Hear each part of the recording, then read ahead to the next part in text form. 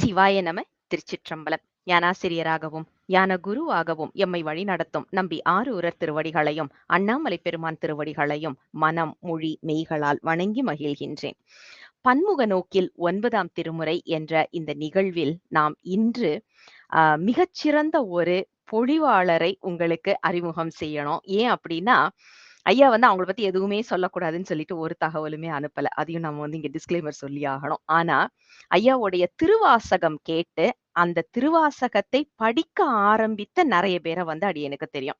நாங்க திருவாசகம்னு ஆரம்பிக்கணும்னு நெனச்சோம்மா. ஆனா ரமேஷ் குமார் ஐயாவுடைய பொழிவ கேட்டதுக்கு அப்புறம் தான் அதுல இவ்வளவு விஷயம் இருக்கான்னு தெரிஞ்சுச்சு அப்படின்ற மாதிரி ஆழமான கருத்துக்கள் இன்றைய தலைமுறைக்கு தேவையானது மாதிரி பிராக்டிக்கல் அப்பியரன்ஸோட கொண்டு போற ஒரு அற்புதமான பொழிவாளர் தான் நமக்கு இன்று சிறப்பாக 9ஆம் திருமுறையில வெளிவளர் தெய்வ கூத்துகந்தாயை என்ற தலைப்பின் கீழ் அற்புதமாக அந்த கூத்த பெருமானை நம் கண்முன் கொண்டு வந்து நிறுத்துவதற்காக சென்னையில் இருந்து ரமேஷ்குமார் ஐயா அவர்கள் வந்திருக்கின்றார்கள். தாமதிக்காமல் ஐயாவிடம் மேடையை ஒப்படைக்கின்றேன். ஏன்னா நம்மளுடைய கூத்து என்னன்றது பார்க்கணும் இல்லையா? அதனால முதல்ல ஐயா கிட்ட மேடையை ஒப்படைக்கிறேன். ஐயா சிவாய நம.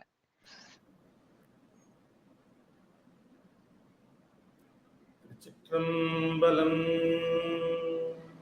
இல்லையம்பலம் தென்னாடுடைய சிவனே போற்றி, எந்நாட்டவர்க்கும் இறைவா போற்றி, ஏகம்பத்துரை எந்தாய் போற்றி, பாகம் வெண்ணுரு ஆனாய் போற்றி, காவாய் கனகத்திரளே போற்றி, கைலை மலையானே போற்றி போற்றி.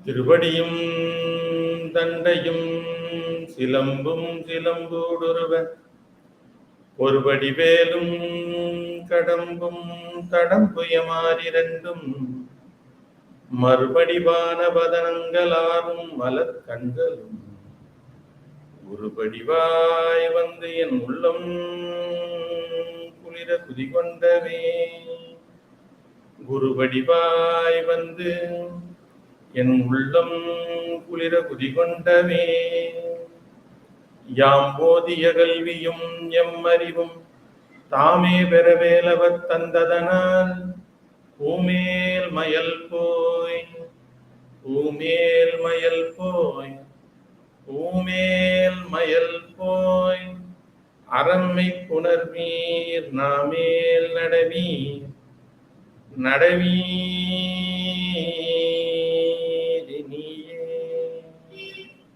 நாமேல் நடவீர் நடவீரினியே.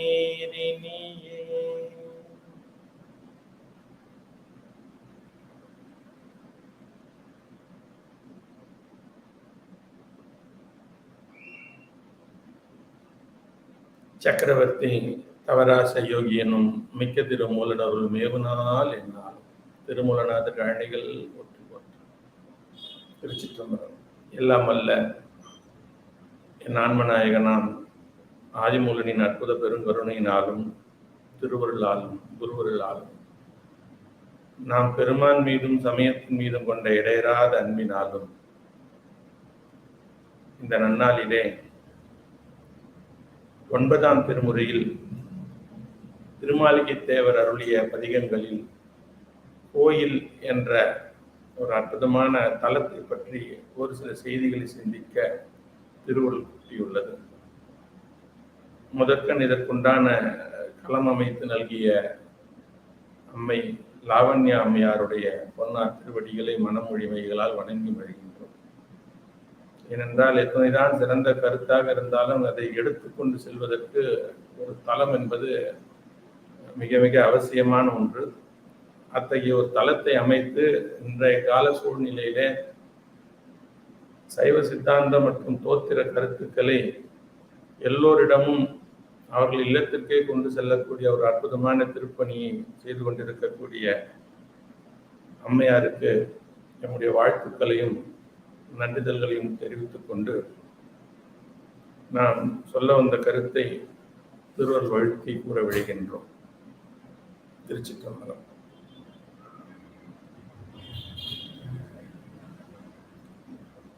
ஒன்பதாம் திருமுறையிலே திருவிசைப்பா, திருப்பல்லாண்டு, இதில் இருக்கக்கூடிய ஆசிரியர்கள் 9 ஆசிரியர்கள், 301 பாடல்கள், 29 பதிகங்கள், இதெல்லாம் இன்றைய காலகட்டத்தில் நமக்கு 9ஆம் தந்திரம் போட்டு கூகுளில் சர்ச் பண்ணாலே எல்லா விடயங்களும் கிடைக்கக்கூடிய ஒன்று. எனவே இதை சார்ந்த ஸ்டாட்டிஸ்டிக் பேஸ்டு அந்த தகவல்களை நாம் தவிர்த்து நேரடியாக சொல்ல வந்த கருத்துக்குள் நாம் நுழைய முயல்கின்றோம் திருவருளால். 9ஆம் திருமுறையே நமக்கு கோயில் திருமுறை என்றே குறிப்பிடுவார்கள். ஏன்னா அதில் இருக்கக்கூடிய அத்தனையும் கோயில் சார்ந்தே இருக்கக்கூடிய அமைப்பு முறையை நாம் கண்டிருக்கின்றோம். முதல்ல திருவாலி அமுதனாரை பற்றி சிந்திக்கலாம் என்ற ஒரு எண்ண அமைப்புடன் தான் இருந்தோம். அதனை கடந்து பார்த்தா முதல் பதியமாகிய திருமாளிகை தேவர் அருளிய அற்புதமான பாடல் ஒளிவளர் விளக்கு.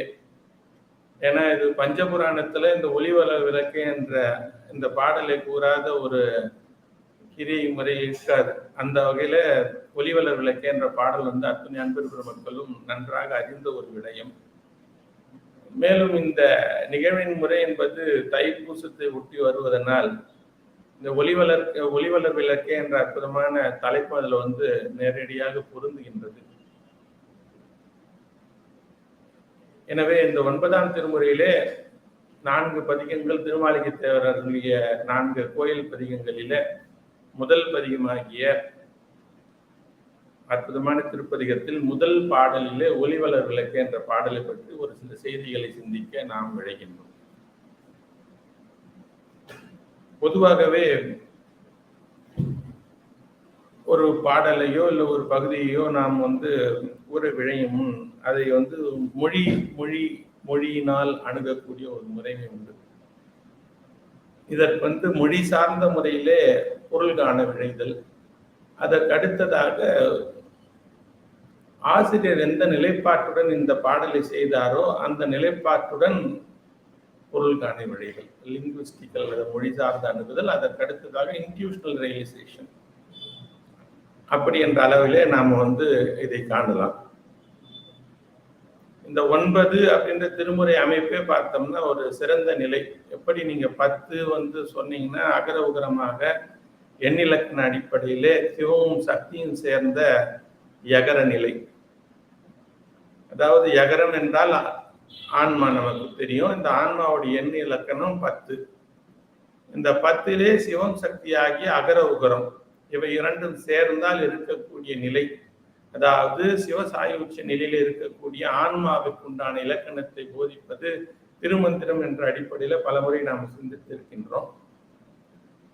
அந்த அகர உகர அடிப்படை, இந்த அகர உகரம் சேர்ந்த ஆன்மா அந்த சிவசாயி உச்ச ஆன்மாவிற்கு முந்தைய நிலை, அதான் தொன்மை பது என்ற நிலை, அதான் 9 என்ற நிலை, அதான் 9 என்று மதிப்பு இருக்கின்றது. 9 என்று நாம் கூறக்கூடிய இந்த எண்ணாகப்பட்டது 9 என்பதிலிருந்து வருவதுதான். இதை தொன்மை பது என்றும் குறிப்பிடுவார்கள். தொன்மை பது என்றால் என்னன்னா 10ற்கு முந்தைய நிலை. 10 என்பது சிவசாயுச்ச நிலை என்றால் தொன்மை பது என்பது தொண்டன் நிலை என்ற அடிப்படையில் கருதக்கூடிய நிலைப்பாடு. அதாவது சாயுச்சியத்திற்கு முந்தைய நிலையை விவரிக்கக்கூடிய நிலை. அப்ப சாயுச்சியம் என்று சொல்லக்கூடிய மேலான பரவெளி அனுபவத்திற்கு முந்தைய நிலையாகிய சிற்றம்பல அனுபவத்தை எடுத்து போதிப்பது 9வது திருமுறை. அதனால்தான் அதை கோயில் திருப்பதிகமாகவே எடுத்து இயம்பி இருக்கின்றார்கள் ஆசிரியர்கள். முதற்கண் நம்முடைய கிரியை வழிபாடோ அல்லது சரிய வழிபாடோ யோக வழிபாடோ ஞான வழிபாடோ இவை அத்துணையுமே சென்று சேர வேண்டிய இடம் என்ன என்பதை நாம் முதலில் புரிந்து கொண்டு அணுக முயற்சித்தால் பல தகவல்கள் இதில் கிடைக்கப்பெறுகின்றது. நாம் அனைவரும் அடைய விரும்புவது சிவ அனுபவம், இதில் மாற்று கிடையாது. அத்தகைய மேலான சிவ அனுபவம் என்பது நமக்கு எங்கே ஏற்படுவது? உடலிலா, மனதிலா? ஏன்னா இப்போ நம்ம பல்வேறு நிலைப்பாடுகளில் பார்க்கும்பொழுது கண்ணீர் நாதழுத்தல், கண்ணீர் வருதல், உடல் விதிர்த்தல், இது போன்ற நிலைப்பாடே இறை அனுபவத்தினுடைய விளக்கமா, இல்லை இதை கடந்தது இறை அனுபவமா? அப்படி என்றால் லிட்ரலா சிவ அனுபவம்னா எங்க ஏற்படணும்? ஏன்னா இதுதான் ஒரு லாஜிக்கல் பிரசன்டேஷன் எதுலையுமே இருந்தாதான் இன்றைய கால தலைமுறையினர் அதை ஏற்றுக்குவாங்க. பொதுவாக இருக்கக்கூடிய ஒரு உருவக திருமேனியை நாம சென்று வழிபாடு செய்கின்றோம். எத்தனையோ திருமஞ்சினங்கள், எத்தனையோ ஆடை ஆபரணங்கள் சாற்றி கண்குளிர காண்கின்றோம். அது பெருமானுக்கு இட்டு பார்ப்பது அழகு, அதுல மாற்று கிடையாது. இதை இட்டு பார்த்து கொண்டே இருப்பதனால நமக்கு என்ன அனுபவம் ஏற்படும்? பெருமான் மேல பக்திமை, மரியாதை எல்லாம் வருது. இதனை கடந்து இந்த உருவக திருமேனி என்பது இந்த திருமஞ்சனத்திற்கோ இல்லை ஆடை அலங்காரத்திற்குமோ மட்டுமே அமைக்கப்பட்டது அல்ல என்பதை முதலில் தெரிந்து கொள்ள வேண்டிய ஒரு அவசியம் இருக்கின்றது. ஏனென்றால் இறை அனுபவம் என்பது ஏற்படக்கூடிய இடம் பெருமான் திருமூல தேவனர் தெளிவா சொல்லிட்டார். நந்தி இருந்தான் நடுத்தெருவினிலே, சந்தி சமாதிகள் தாமே ஒழிந்தன, உந்தியினுள்ளே உதித்தெழும் சோதியை புந்தியினாலே புணர்ந்து கொண்டேனே. நந்தி இருந்தான் நடுத்தெருவினிலே, சந்தி சமாதிகள் தாமே ஒழிந்தன. சந்தி சமாதிகள், சந்திகால பூசைகளும் சமாதி கிரியைகளும் தாமே ஒழிந்தன. எப்போ? உந்தியினுள்ளே உதித்தெழும் சோதியை புந்தியினாலே புணர்ந்து கொண்டேனே. இதை கொண்டு கூட்டி படிக்கும் பொழுது உந்தியினுள்ளே உதித்தெழும் சோதியை புந்தியினால் புணர்ந்து கொண்டதால் சந்தி சமாதிகள் தாமே ஒழிந்தன.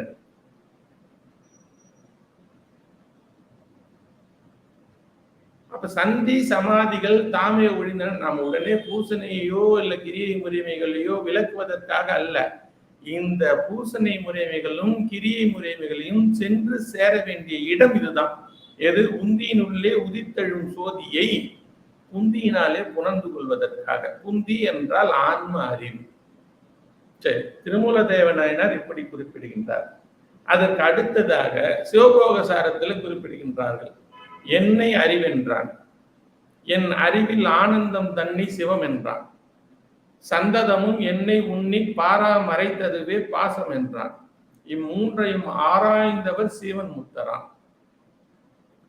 என்னை அறிவென்றான், என் அறிவில் ஆனந்தம் தன்னை சிவம் என்றான். இப்ப சிவம் சிவம் சிவம் என்று நாம் தேடிக்கொண்டிருக்கக்கூடியவருடைய பல்வேறு முறை பாராயணம் செய்கின்ற தேடி கண்டு கொண்டேன், தேடோனா தேவனை என்னுள்ளே தேடி. எவ்வளோ தடவை பாராயணம் பண்றோம், என்னுள்ளே தேட விழைகின்றோமா? அதுதான் இங்க குறிப்பிட வேண்டிய செய்தி. ஏன்னா இன்றைய சிந்தனையில் இது ஒரு ரொம்ப செறிவான பகுதியை எடுத்து கொண்டிருக்கின்றது. அதனாலதான் நம்ம சிவ அனுபவம் என்றால் என்ன, சிவ அனுபவத்திற்கு உடலிலே, அதாவது நம்முடைய ஆன்ம அறிவிலே தேவைப்படக்கூடிய ரொம்ப முக்கியமான விடயம் என்ன என்பதை பற்றி ஒரு சிந்தனை ஓட்டம். முதலில சிவ அனுபவம் என்றால் என்ன? இது சிவ அனுபவம் எங்கே ஏற்படுவது? ஆன்ம அறிவிலே ஏற்படுவது. இப்ப உந்தியின் உள்ளே உதித்தெழும் சோதி அப்படின்னா, சோதி என்ற ஒரு அனுபவம் நம்ம முதலிலே குறிப்பிட்டது போன்று ஒரு தைப்பூசம் என்ற அடிப்படையில பார்க்கும் பொழுது நம்முடைய வள்ளல் பெருமானார் தெளிவா குறிப்பிட்டார். என்னன்ட்டு, எல்லாம் கடைநிலையில் சென்று சேரக்கூடிய அருட்பெரும் சோதி ஆண்டவர் தான்.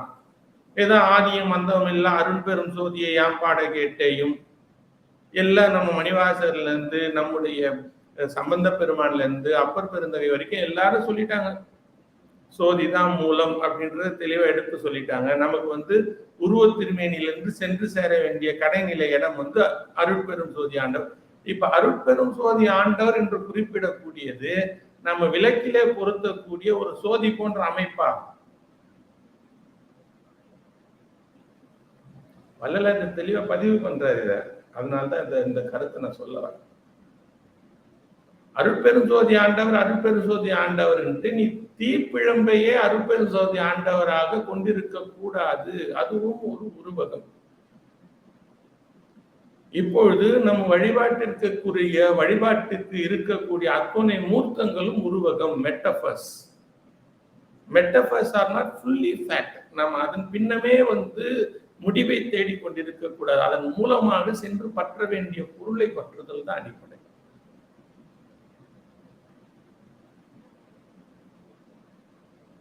காணுகின்ற உருவினுக்கும் காணாத அறிவினுக்கும் காரணமா நீள்நாகம் புனைந்தார்க்கு நிகழ்குறியான் சிவலிங்கம். காணுகின்ற உரு. இப்ப இந்த உருவத் திருமேனிகள் என்றால் என்ன? இப்போ ஒரு திருக்கோயிலுக்கு செல்றோம். இந்த திருக்கோயிலுக்கு செல்லும் பொழுதே வெளியில் இருக்கக்கூடிய, முதலில் இருக்கக்கூடிய கொடிமரம் எதை உணர்த்துவது, பலிபீடம் எதை உணர்த்துவது, அதற்கு அடுத்ததாக இருக்கக்கூடிய நந்தியம்பெருமான் எதை உணர்த்துவது, அதற்கு அடுத்த நிலையில் இருக்கக்கூடிய உள்பிரகாரத்தில் இருக்கக்கூடிய நந்தி எதை உணர்த்துவது, இது போன்ற செய்திகளை ஆகமத்தின் வாயிலாக முதலில் தெரிந்து கொள்ள வேண்டிய அவசியம் இருக்கின்றது. பல வகுப்புகளில் நாம் பதியக்கூடிய செய்தி, திருக்கோயில் வழிபாடு என்பது ஒரு மிகப்பெரிய அறிவியல் விஞ்ஞானம். அது அறிவியலுடைய உச்சம். அதை நம்ம யாருமே மறுக்க முடியாது. அதுவும் திருக்கோயில் ஒரு சிவலிங்க கோயில் நீங்க போய் பார்த்தீங்கன்னா, சிவலிங்க திருமேனி இருக்கக்கூடிய அத்துணை கோயிலையும் அத்துணை தூரம் அறிவியல் தொழில்நுட்பம் கொட்டி கிடக்கின்றது. முதல்ல இது தத்துவ வாயிலாக பார்க்கணும், அறிவியல் வாயிலாக பார்க்கணும். இவை அத்துணைக்குமே விசாரம் என்பது மிக மிக மிக அவசியம். கொடிமரத்து பலிபீடத்திற்கு பக்கத்தில் இருக்கக்கூடிய நந்தியம்பெருமான் எதை உணர்த்துகின்றார்? நந்தியம்பெருமானுடைய போஸ்டரே எத்தனை சிறந்த போஸ்டர். அதுல அவர் இருக்கக்கூடிய நிலைப்பாடுல, அவர் முகத்துல அவருடைய நாக்காகப்பட்டது மடித்து மூக்கிற்குள் நுழைக்கப்பட்டிருக்கும். இது எவ்வளவு பெரிய நிலைப்பாடை கொண்டது. அதற்கு அடுத்ததாக பேசிக்கா நந்தியம்பெருமானோட ஸ்ட்ரக்சரல் ஃபார்ம், அவர் என்ன பண்றாரு? அவர் அமர்ந்திருக்கின்றார். அமர்ந்திருக்கிறார். முதல்ல நம்மளோட ஃபர்ஸ்ட் டீச்சிங் இந்த கோயில் என்னன்னு கேட்டீங்கன்னா, டு சிட் ப்ராப்பர்லி. முதல்ல உட்காரலாம். ஒரு திருக்கோயிலுக்கு போனா அந்த திருக்கோயிலை தரிசிப்பதற்குண்டான முதல்ல காலத்தை நம்ம கொடுத்துட்டு தான் போகணும். போக சொல்லவே நான் ஒரு நாளைக்கு இத்தனை கோயிலை பார்க்கிறேன், அத்தனை கோயில். ஒரு திருக்கோயிலுக்கு சென்றால் அந்த திருக்கோயிலை எவ்வாறு அனுபவிப்பது, உடலாலும் உள்ளத்தாலும் எப்படி? ஏன்னா உள்ளம் என்ற கான்செப்டுக்கு நான் முறை சித்தத்துள் தித்திக்கும் தேனையில அது இருக்கு. சித்தம் அழகியார் பாடம். ஏன்னா சித்தம் என்பது எவ்வளவு பெரிய பொருள் என்பதை பற்றி நாம் இந்த பாடலிலே சிந்திக்க இருக்கின்றோம். இன்றைக்கு நாம் எடுத்துக்கொண்டிருக்கக்கூடிய பாடல் ஒளிவளர் விளக்கே. அதை கொண்டுதான் நாம் இந்த செய்தியை சொல்லிக் கொண்டிருக்கின்றோம். இப்போ ஒரு திருக்கோயிலுக்கு போனா முதல்ல அமர்தல். எந்த விதமான எதிர்பார்ப்பும் இல்லாமல் முதல் அமரக்கூடிய நிலையை உணர்த்துவது Nandi. To sit properly without any anticipation, expectation எதுவுமே இல்லாம முதல்ல ஒரு கோயிலை அமர்தல்.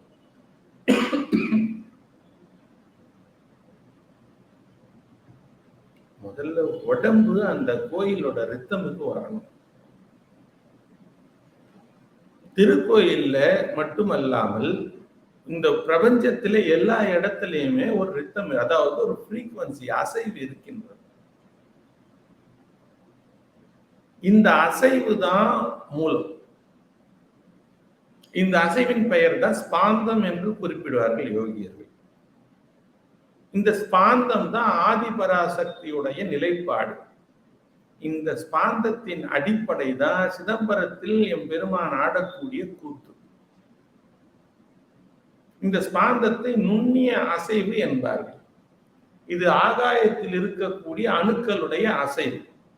அது எல்லா இடத்துலயும் இருக்கும். திருக்கோயில் வளாகத்துல இந்த ஸ்பாந்தத்தினுடைய, இந்த அசைவினுடைய நிலைப்பாடு என்ன? இப்போ ரொம்ப ஃப்ரீக்வெண்டா நம்ம எல்லார்கிட்ட இருக்கக்கூடியது எனர்ஜி லெவல். எல்லார்கிட்டயும் பேசுறோம். நம்ம அங்க போனா நல்ல வைப் இருக்குன்றோம், அந்த இடத்துல பாசிட்டிவ் வைப் இருக்கணும். What is that? முதல்ல நம்ம அந்த வைப்ரேஷன் சொல்லக்கூடியதை உணர்வதற்கு என் உடல் எத்தனை தூரம் பக்குவப்படணும்ன்ற அடிப்படை இருக்கு.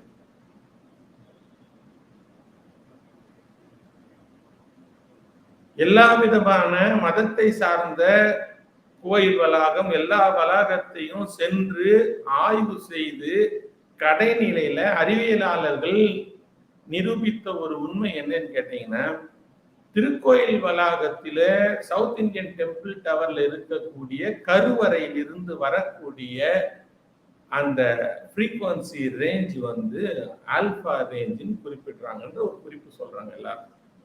நீங்க போட்டு பார்க்கலாம் கூகுள்ல. இந்த ஆல்பா ரேஞ்ச் என்னன்னு கேட்டீங்கன்னா 8 to 12ன்ற ரேஞ்ச் இது. இப்போ நம்ம உலகத்துல உலகாயுதமாக சிந்திக்கும் பொழுது ஒரு மனிதனுடைய ஃபுல் ஆக்டிவ் ஸ்டேட் இருக்கு இல்லைங்களா, அந்த ஆக்டிவ் ஸ்டேட்ல ஒரு மனிதனுடைய நிலைப்பாடு வந்து எபோவ் 40ன்ற ரேஞ்ச் சொல்றாங்க. காமா ரேஞ்ச் அது. இந்த காமா ரேஞ்சால என்னுடைய அறிவினுடைய நிலைப்பாடு என்னன்னு கேட்டா அவ்வளவு சீரிய நிலையில இல்லை. அப்ப என்னுடைய அறிவு மற்றும் மனம் வந்து செம்மையாக இருக்கக்கூடிய ரேஞ்ச் என்னன்னு கேட்டா இந்த 8 to 12ன்ற ஆல்பா ரேஞ்ச் தான் குறிப்பிடுறாங்க. இந்த 8 to 12 ஆல்பா ரேஞ்ச் நீங்க போட்டீங்கன்னா என்னன்னு கேட்டீங்கன்னா வேக்ஃபுல்னஸ், விழிப்புணர்வு நிலை, சாக்கிரம். இந்த சாக்கிரம் தான் சுத்த சாக்கிரம்.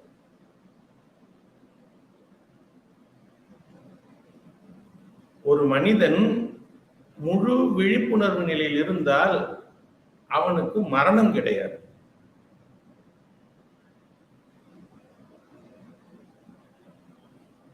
இதைதான் தூங்கி காணுதல். தூங்கி கண்டார் சிவலோகம் தன்னுள்ளே, தூங்கி கண்டார் சிவயோகம் தன்னுள்ளே, தூங்கி கண்டார் சிவபோகம் தன்னுள்ளே, தூங்கி கண்டார் நிலை என்னென்று உரைப்பதுவே. சோம்பர் இருப்பது சுத்த வெளியிலே, இழவு வந்து எய்திய சோம்பே திருமூலர். இதுதான் வேக்ஃபுல்னஸ். வேக்ஃபுல்னஸ்னா விழிப்புணர்வு நிலை, கான்சியஸ் ஸ்டேட். இந்த கான்சியஸ் ஸ்டேட்ல என்னோட மைண்ட் எப்பவுமே இருக்கிறதுக்கு உண்டான துணையை புரிவது கருவறையில் இருந்து வரக்கூடிய அதிர்வு. அந்த அதிர்வு என்னுடைய உடலில் இருக்கக்கூடிய அண்டகோசத்தில் இருக்கக்கூடிய வெளியில் இருந்துட்டா பிரச்சனை கிடையாது. இப்ப என்னுடைய உடலை சுத்தி இருக்கக்கூடிய அண்டகோசம் இருக்கு இல்லைங்களா, இதற்கு பெயர் தான் உள்ளம்னு பெயர். இந்த உள்ளத்தினுடைய அதிர்வு எதை சார்ந்தது என்றால் என்னுடைய எண்ணத்தை சார்ந்தது. அதனால்தான் எல்லாமே வந்து உடலை சார்ந்த அனுபவம்ன்றதுல இருந்து கடந்து இது உடலினுடைய வெளியை சார்ந்த அனுபவம் குறிப்பு வைக்கிறாங்க. அதனால்தான் எல்லாத்திற்கும் மூலமாக கோயிலை குறிப்பிடுகிறார். கோயில் என்றால் சிதம்பரம், சிதம்பரம் என்றால் வெளித்தலம், ஆகாய தலம். சிதம்பர ரகசியம் பார்க்கிறோம், சிதம்பர ரகசியம்னா போயிட்டு நடராஜ திருமேனிக்கு இடது பக்கமா இருந்து அவங்க ஒரு திரை விளக்குனாங்கன்னா உடனே பார்த்து அங்க இருக்க ஸ்பேஸை பார்த்தா நம்ம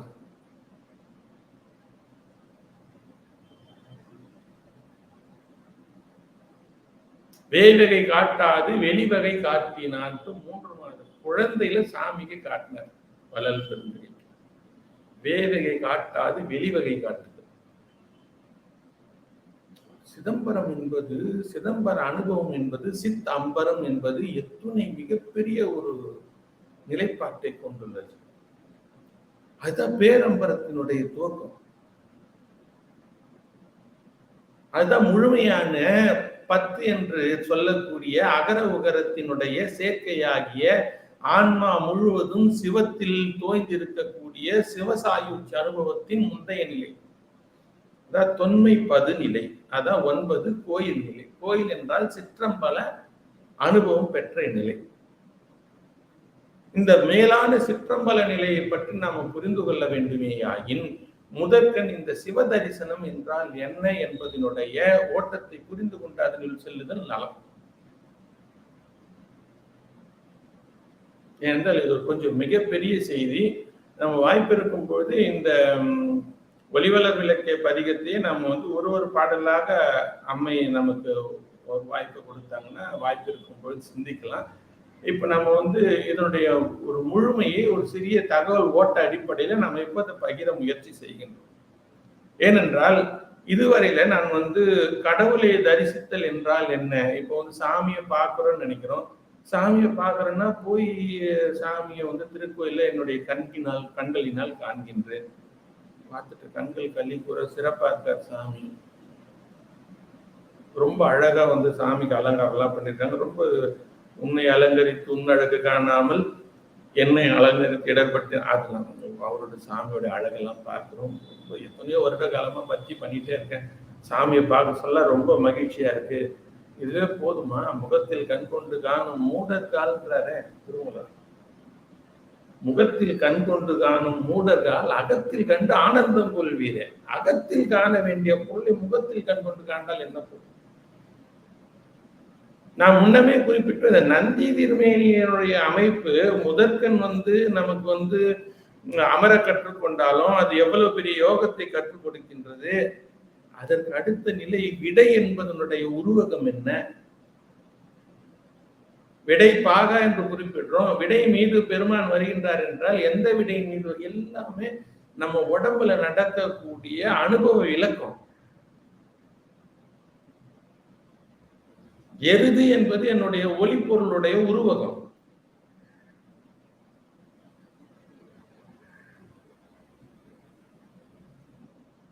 அதுவித்திலே நின்ற திருமந்திரத்தை எடுத்து படிச்சு பாருங்க. மதுவித்திலே இருந்ததை யாரும் உணர. மதுவித்து என்றால் சுவாதிட்டானம். சுவாதிட்டானத்திலிருந்து புறப்படக்கூடிய ஒரு பொருள் தான் அதுவித்திலே இருந்தது. அதுதான் மேலாக பறவெளியில இருந்தது. அது என் உடல்ல ஒரு ஒளி பொருள் இருக்கு. அந்த பொருள் மூலமா தான் நான் பெருமான் வருவேன். அதான் விடைப்பாகான்னு குறிப்பிடுறாங்க. எவ்வளவு செய்திகள் நந்தியும் பெருமான் கிட்டே இருக்கு. நந்தி கிட்டே இவ்வளவு பொருள் இருக்கு. நந்தியை கடந்து உள்ள போக போக எவ்வளவு விஷயங்கள் நமக்கு வந்து திருக்கோயில்ல இருக்கு. சிவலிங்க திருமேனியை பார்க்கிறோம். கிழக்கு முகத்துல வந்து தத்புருட விளக்கம் என்ன? 5 முகம்னா பஞ்சபிரம்மம் சொல்லி உடனே ஒரு 5 பூ எடுத்து அர்ச்சித்தல் அதோட போயிடுச்சா? வாமதேவ குஹாய நமன்றது எதனுடைய அனுபவ விளக்கம்? ஈசான முத்தாய நமை எதனுடைய அனுபவ விளக்கம்? ஈசானத்துக்கு முன்னும் தற்புருடம் விளங்க பெற்றாலே முடிஞ்சது விஷயம். தற்புருடம் தான் என்னுடைய புலன்களுடைய ஆற்றலை பரன் என்று சொல்லக்கூடிய அற்புதமான மத்தியில ஒளி அனுபவத்திற்கு இணைக்கக்கூடிய அற்புதமான முகம். அதனால்தான் எல்லா சிவன் கோயிலையும் தற்புருட வழிபாடை அமைத்து காட்டியிருக்கின்றார்கள். இந்த தற்புருடத்தின் மூலமாகத்தான் நான் என் புருவமத்தின் வாயிலாக சிவலிங்க திருமேனியுடைய பிரம்மப்புழையின் வாயிலாக பிரணவ கயிறின் வாயிலாக விமானத்தின் வாயிலாக வெளி.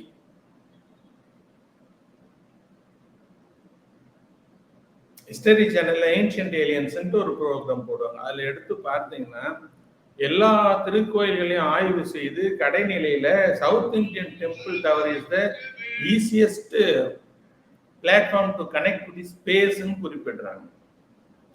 வெளியுடன் தொடர்பு ஏற்படுத்தி கொள்ள மிக எளிமையான பாதையை காட்டுவது சவுத் இந்தியன் டெம்பிள் டவர் என்ற ஒரு செய்தியை எடுத்து பாருங்க. பறவெளியை தொடர்பு ஏற்படுத்தக்கூடிய நீங்க பிரமிடை இன்னும் நம்ம சமாதி கோயில தான் பார்த்துருக்கோம். பிரமிடை எவ்வளவு பெரிய அற்புதமான அறிவியல் நுட்பம் பொருந்தியது என்பதை ஆய்வு செய்து பார்த்தால்தான் தெரியும். இன்றளவு மிக விளக்கமாக பேசப்படுகின்ற பிளாக் ஹோல்ன்றது என்னுடைய உடலில் எங்க இருக்கு? எவ்வளவு விஷயம் சாமி கொட்டி கொடுத்திருக்காங்க. எல்லாத்தையும் கண்டு எத்தனையோ டைமென்ஷன்ஸை உணர்ந்த நம்முடைய வள்ளல் பெருந்தகை எழுதி நீ இதை செய் பார்ப்போம். கரண ஒழுக்கம், இந்திரிய ஒழுக்கம், ஜீவ ஒழுக்கம், ஆன்ம ஒழுக்கம், விசாரம், பேருபதேசம், குடி விசாரித்துப்பார் இறைவன் எங்கிருக்கின்றார்கள். பரம்பொருளை தரிசிப்பது என்றால் நாம் கண்டு கேட்டு அறிந்தனவற்றை ஆதாரமாக கொண்டு நம் முன்னோர்கள் அமைத்த தோற்றத்தையோ ரூபமற்ற அருவத்தையோ தரிசிப்பதோ உணர்வதோ அன்று.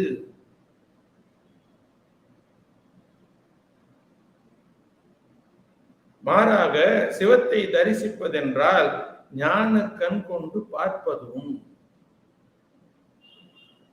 ஞான கண் கொண்டு பார்ப்பதும் அதனால் அடையும் ஒரு அற்புதமான ஆன்ம அனுபவம். அது அகண்டமாய், ஏகமாய், சர்வ வியாபியாய், சர்வ அந்தரமியாய், அனைத்திற்கும் ஆதாரமுமாய், ஆதேயமுமாய், நாம ரூப வேதங்கள் அற்றதாய், குணம் கடந்ததாய், நித்தியமாய், நிரந்தரமாய், உயிர் துடிப்பு உடையதாய், இடைவிடாது ஓமெனும் பரவச ஒலி உடையதாய், சத்து சித்து ஆனந்த உணர்வுகளை தன்னுள் உடையதாய் உள்ள சத்துணர்வு பொருளை கண்கூடாக பார்ப்பது, நிதர்சனமாக உணர்வது, ஆனந்த பரவசத்தில் தங்குவது, அப்பேருணர்வே உள்ளும் புறமும் செயலாற்ற தான் என்பது அற்ற பெருநிலை.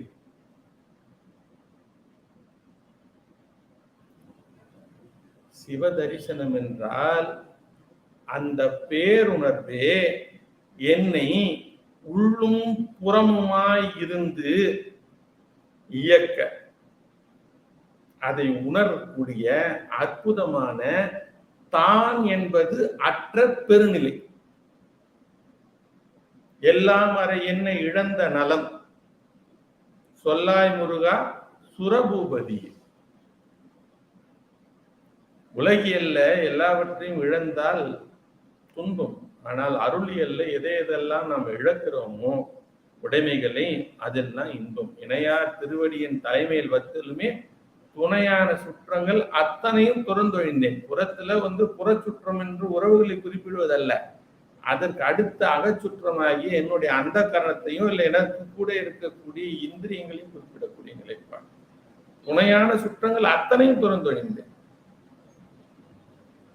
அது எப்படி நடக்கும்? இணையார் திருவடியின் தலைமையில் வைத்தால் தான் நடக்கும். அப்போ அந்த பேருணர்வே என்னை உள்ளும் புறமுமாய் இருந்து இயக்க தான் என்பது அற்ற பெருநிலை. இது என்னுடைய அறிவினால் நான் அடையக்கூடிய அற்புதமான ஆன்ம அனுபவம். இந்த அனுபவம் எனக்கு உணர்வளவில் இருக்கும். இந்த உணர்வு தான் அந்த ஸ்பாந்தம் நம்ம முதல்ல குறிப்பிட்ட செய்தி. இந்த ஸ்பாந்தத்தை தான் எங்க நமக்கு அடையக்கூடிய நிலைனா என்னுடைய உடலில் இருக்கக்கூடிய அண்டகோசத்தில் இருக்கக்கூடிய வெளியின் வாயிலாக இந்த வெளியே வகைப்படும். பூதாகாயம், குணரகித ஆகாயம், குணசகித ஆகாயம், சூரியாகாயம், சிதாகாயம் என்ற அடிப்படையில தான் இந்த அணுக்களுடைய அசைவு வகைப்படுத்தப்படும்.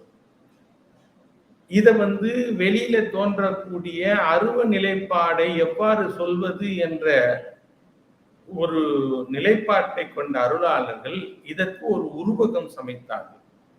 அந்த உருவகம் தான் நடராச திருமேனி.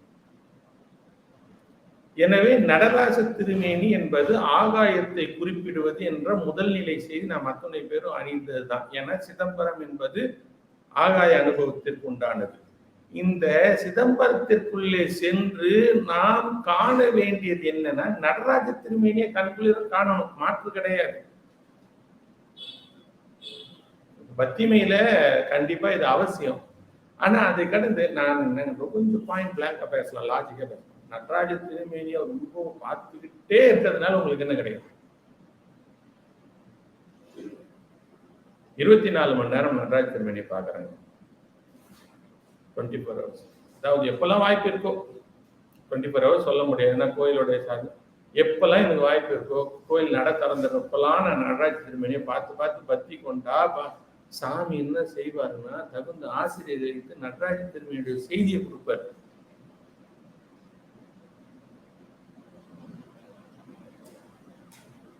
இன்னும் குறிப்பிட்டு சொல்ல போனா இந்த சிதம்பரத்தில் இருக்கக்கூடிய ரகசியம் என்று சொல்ல சாமி காட்டினார்ல, மாணிக்க வாசகர் என்ன காட்டினாரு? திருவாசகத்தினுடைய மீனிங்கை கேட்டப்போ அவர் என்ன சொன்னார், அர்த்தத்தை கேட்டப்போ இதுதான் அப்படின்ட்டு நடராஜ திருமேனியில சென்று கலந்தார் என்று நம்ம படிக்கிறோம். அப்போ திருவாசகத்துடைய முழுமை நுண்மை நடராஜ திருமேனினா நடராஜ திருமேனியா நடராஜர் ஆடக்கூடிய நடனமா? இதுதான் செய்தி. நடராஜர் ஆடக்கூடிய நடனம்னா அது எவ்வகையான நடனம்? இது ஊன நடனம் ஞான நடனம் பிரித்து நம்ம உண்மை விளக்க அடிப்படையில் சிந்திக்கலாம். அது தத்துவம் குறிப்பிடுவது.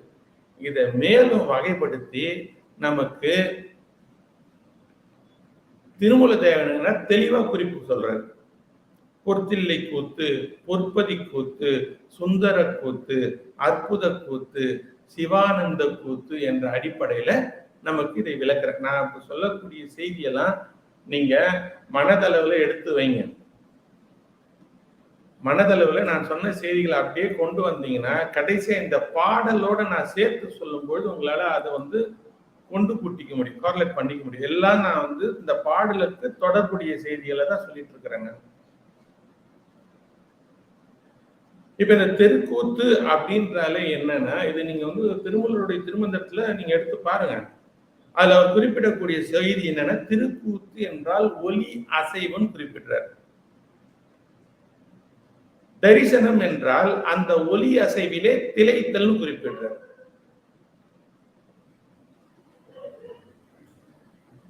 பல இடங்கள்ல வைக்கக்கூடிய ஒரு ஒரு ஒரு செய்தி தான். என்னன்னு கேட்டீங்கன்னா, நமக்கு நடராஜ திருமேனிய நால்வர் பெருமக்கள் பாடிட்டாங்க, காரைக்கால் அம்மையார் சொல்லிட்டாங்க.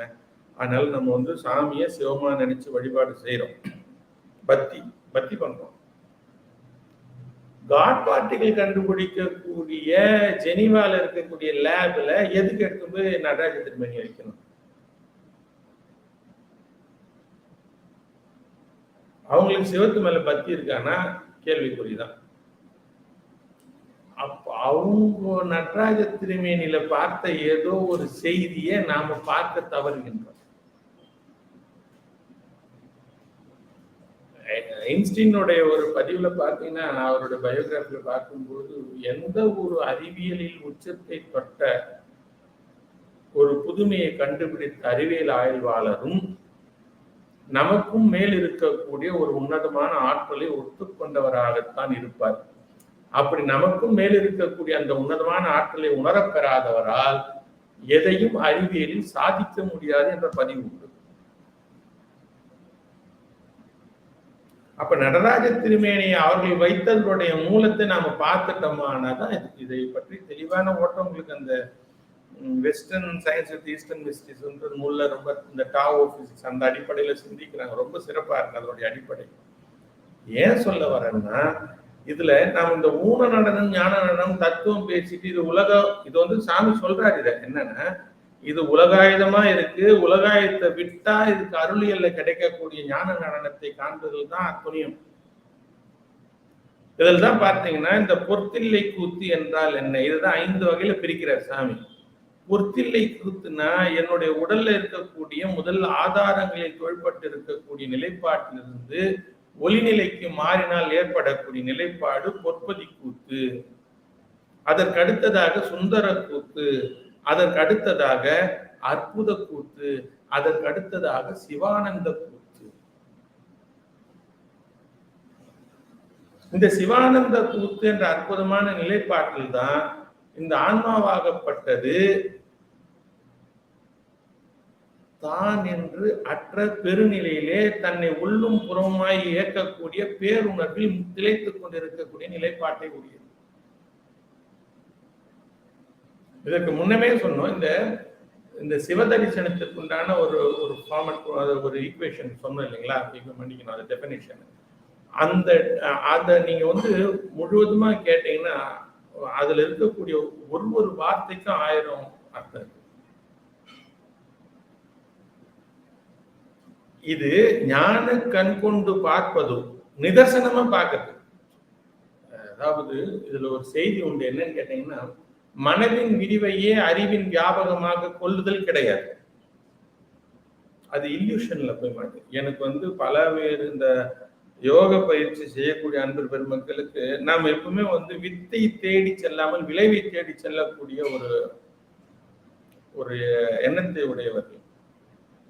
இது செய்தா என்ன ஆகும்னா, இங்க உங்களுக்கு புருவ மத்தியில ஒளி விளக்கம் பெறும். என்ன ஆகும்? நீல ஒளி. அப்ப நான் என்ன பண்ணுவேன்னா, நீல ஒளியை தேட ஆரம்பிப்பேன் என்னோட மத்தியில. என் கடன் பணி செய்து கிடப்பது. இப்போ பொதுவா பாத்தீங்கன்னா, விரதம்ன்ற ஒரு முறைமை இருக்குல்ல.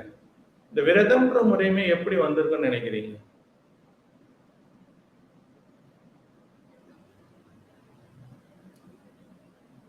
உலகாயுத சிந்தனை எதுவும் இல்லாமல் பெருமானுடனேயே சித்தத்தில் திளைத்த ஞானியர்கள் இந்த உடலை உலகுக்காகவும் புலன்களுக்காகவும் உபயோகப்படுத்தல.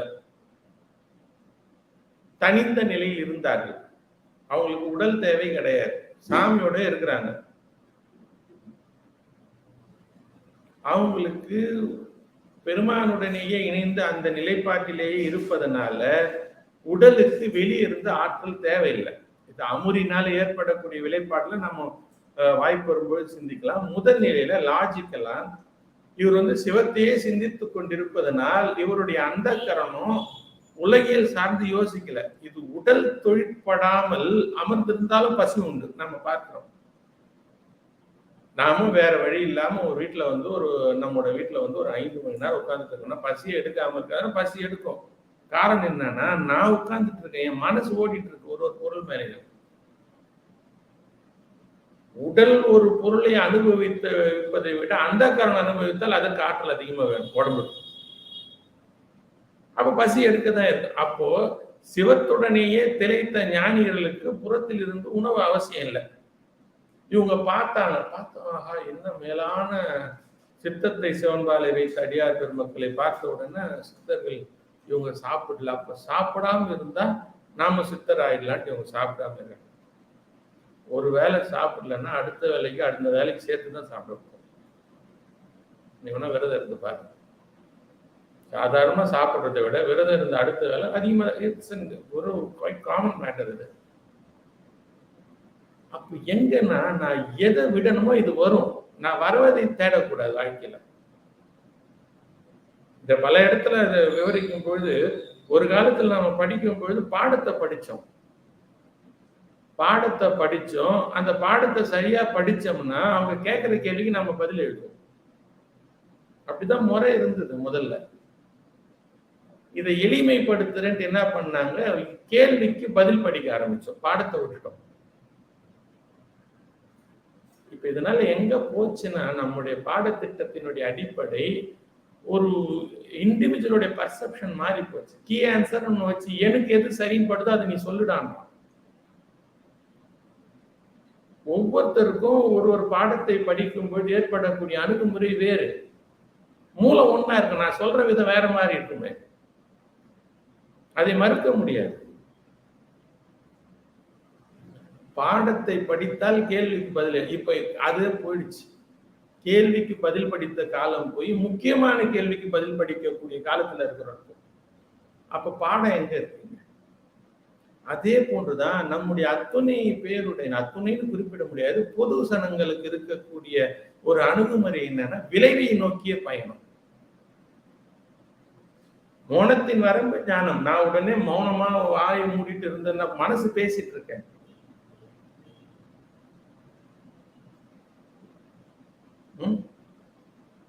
ஞானம் பெற்றால் மௌனம் வரும். மௌனம் வர வேண்டிய விஷயம், நான் சென்று பற்றக்கூடிய விஷயம் இல்லை. இது விளைவு. எதை வித்த நான் அந்த பயிற்சி செய்தேன்னா விளைய வேண்டியது தானா விளையும். இதை எதிர்பார்த்து இதை விற்க, அதுதான் நான் சொல்ல வர கருத்து. என் கடன் பணி பக்திமையில நம்ம விசாரம் செய்து கொண்டே இருந்தால் பெருமான் நமக்கு உண்டான அத்துணை அனுபவங்களையும் தந்தருள்வார். அந்த அடிப்படையில இந்த பொத்தில்லை கூத்து, பொற்பதி கூத்து, சுந்தர கூத்து, அற்புத கூத்து, சிவானந்த கூத்து, இவை அத்துணையும் தனித்தனியாக விளக்கப்பட வேண்டிய கூத்தின் வகைகள்.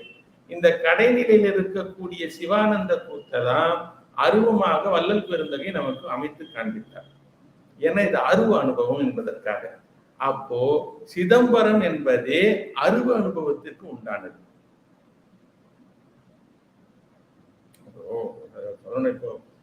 இப்ப கொற்பதி கூத்தே எடுத்தீங்கன்னா அதுக்கு ஒரு திருமந்திரம், அடங்காத எண்ணெய் அடக்கி அடி வைத்து, அடங்காத எண்ணெய் அடக்கி அடி வைத்து இடங்கான பரானந்தத்தே என இட்டு நடந்தான் செய்யும் நந்தி என் ஞான கூத்தன் படந்தான் செய்து உள்ளும் படித்திருந்தானே. என்ன அற்புதமான திருமந்திரம் பாருங்க. நடந்தான் செய்யும் நந்தி நம் ஞான கூத்தன்றாரு, படந்தான் செய்து உள்ளும் படிந்திருந்தானே. இந்த கடைசி வரியில் இருக்கக்கூடிய செய்தியே அதை என்ன சொல்றது, படந்தான் செய்தார் என்றால் இந்த சலனமற்ற நிலையிலே என்னை நிறுத்தி உள்ளே இருந்து என்னை இயக்கினான்றார். என்னுடைய செயல்பாடு இந்திரிய அளவிலும் அந்தக்கரண அளவிலும் இல்லாத நிலை.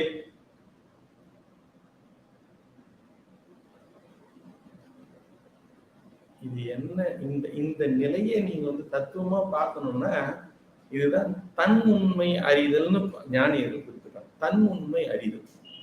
இந்த தன் உண்மை அறிதல்ன்ற நிலைப்பாட எந்த ஆன்மா விழைந்து விசாரிக்குதோ, அந்த பக்குவத்திற்கு அதை தயார்படுத்தி கொள்ளுதோ, சிவம் பற்றும் அந்த ஆன்மாவை. சிவம் சென்று பற்றக்கூடிய பொருள் இல்லை. இது பக்குவம் இருந்து அது சேர வேண்டிய பொருள்.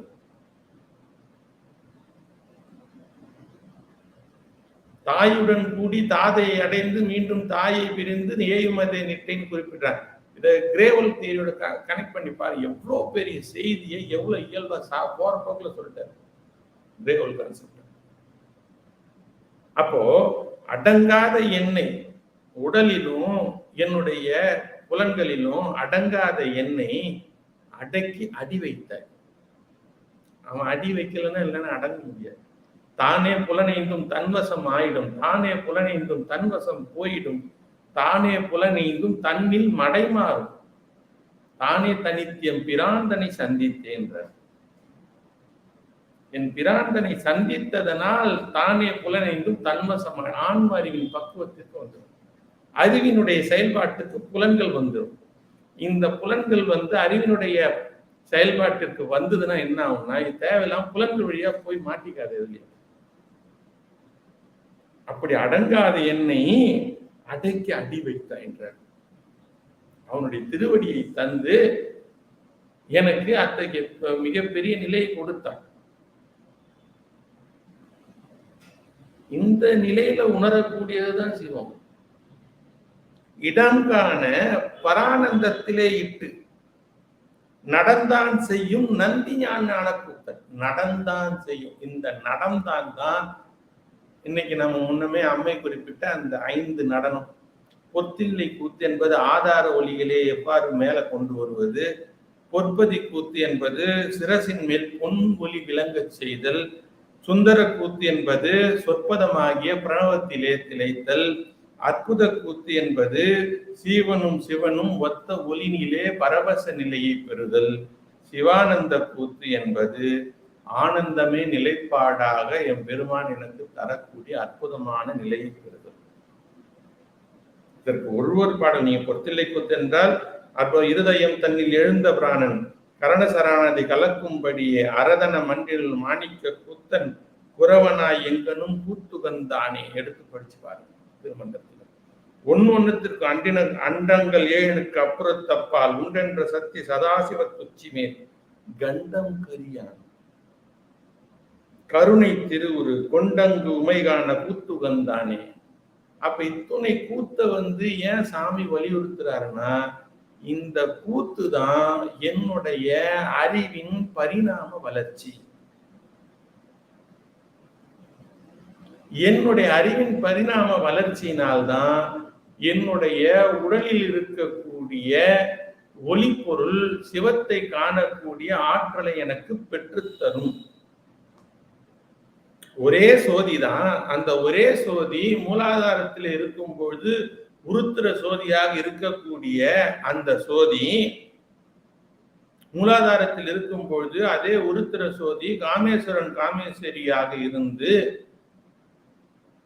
இந்திரியங்கள் வாயிலாக காமக்கழிவினை ஏற்படுத்திய அதே சோதி சாதகன் இந்த உலகத்தை விட வேண்டும் என்ற எண்ணத்தை கொண்டமையினால் இந்த சோதியே மேலான, இந்த உருத்திர சோதியே மேலான ஈசான சோதியாக இருக்கும்.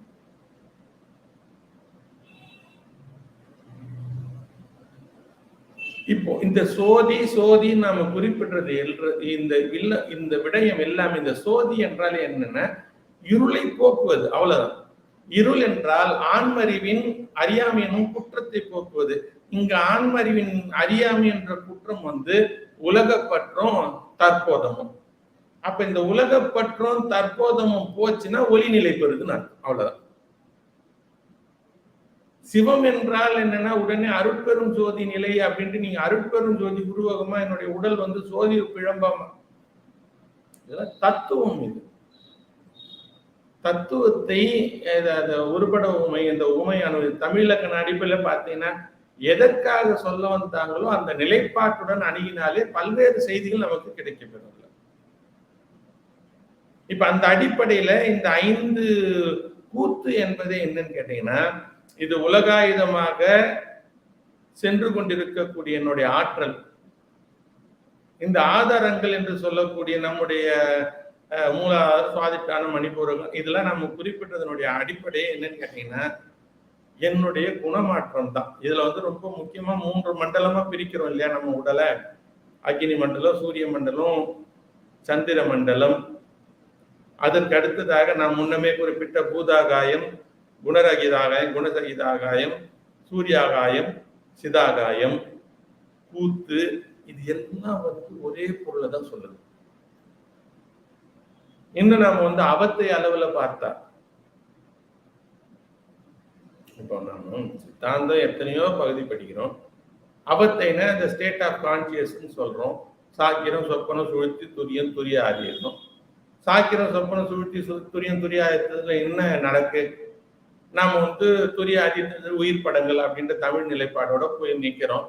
இதை மேலும் இதை விவரிக்கணும்னா 35 பொருள்ட்டு நம்ம சாத்திரையில 25 பொருள்ட்டு திருமூலர் குறிப்பிட்டாரு. ஞானேந்திரிய 5, கண்மேந்திரிய 5, அதுக்கப்புறம் தசவாயுக்கள் 10, மனம் புத்தி சித்தம் அகங்காரம் 4, 10 10 20 24 24 1 புருடன் 25 25 கூட்டமைப்பு இருக்கிறது சாக்கிரம். சொப்பனத்துக்கு போகும்போது ஞானேந்திரிய கண்மேந்திரியம் போயிடுது, 5 5 10 போயிடுது. மீதி இருக்கிறது தசவாயுக்களும் அதற்கப்புறம் மனம் புத்தி சித்தம் அகங்காரமும் புருடனும். அப்ப இந்த 25ல இருந்து இப்ப 15 ஆயிடுச்சு. அதற்கு அடுத்த நிலைப்பாடு அடியார்ன்ற நிலைப்பாடு என்ன? அப்ப பிராணனும் புருடனும் மட்டும் சேர்ந்த நிலை என்ன? பிராணனும் கடந்து புருடன் மட்டும் இருக்கக்கூடிய நிலை என்ன? அதீதத்துல உயிர் படங்கள்ல. இது நமக்கு நம்மோட கண்ட்ரோல் இல்லாம தினமும் நடக்கக்கூடிய ஒரு செயல்பாட்டினால் விளக்குகின்றார்கள். இப்ப நீ சாக்கிரத்துல இருக்கிற, படுக்கணும்னு படுக்கும் பொழுது சொப்பனத்தப்போ உன்னை விட்டு இவ்வளவு கிளட்சஸ் போயிடுது, உன்னோட அப்பரேட்டஸ் போயிடுது, அதுக்கு அடுத்த நிலையில இவ்வளவு போயிடுது, கடைசியில இது மட்டும்தான் இருக்குது. இது உனக்கே தெரியாம நடக்கக்கூடிய இந்த செயல்முறை நீ உன்னுடைய கான்சியஸ் ஸ்டேட்லயே இதெல்லாம் விட்டினா,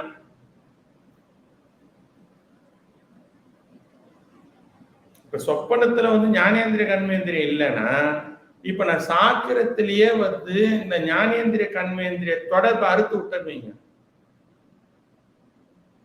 5ஐயும் அடக்கு என்பார் அறிவிலார், 5ஐயும் அடக்கும் அமரரும் அங்கில்லை, 5ஐயும் அடக்கினால் அசேதனம் என்றிட்டு 5ஐயும் அடக்காத அறிவறிந்தேனே திருமூலர். 5ஐயும் அடக்காத அறிவறிந்தேனே. 5ஐயும் அடக்குனா அசேதனம் என்றால் சடம், பிணம் என்று பொருள். இது போய் பெற்ற அனுபவத்தினால இது தெளிவடையும். அந்த தெளிவு தான் சுத்த ஞானம். 5ஐயும் அடக்காத அறிவறின். சுத்த ஞானம் இதை அடக்க வேணாம். அப்ப என்னன்னா இது புலன்கள்ல இருந்து வெளியே வந்துடும், கருவிகரணங்கள்ல இருந்து, ஞானேந்திர கண்மேந்திரத்திலிருந்து வெளியே வந்துடும். அப்ப என்ன அர்த்தம்? அதுதான் நிர்மலாவத்தை. சாக்கிரத்தில் சொப்பனம், சாக்கிரத்தில் சொப்பனத்துல ஞானேந்திர கண்மேந்திரி இருக்க. சுழ்த்தி நிலையில இல்லை. இதெல்லாம் நீங்க வந்து அந்த இன்னும் இன்ஃபர்தரா நம்ம வந்து நிர்மல நிவலையை பற்றி படிக்கும்போது, சுத்தாவத்தை படிக்கும்போது நம்ம அத்தனை பேர் சித்தாந்தத்துக்கு நல்லா படிச்சாரு. இது செய்தி அளவுல இல்லாம செயல்பாட்டு அளவுக்கு எவ்வளவு தூரம் வருது, அதுதான் அடிப்படை.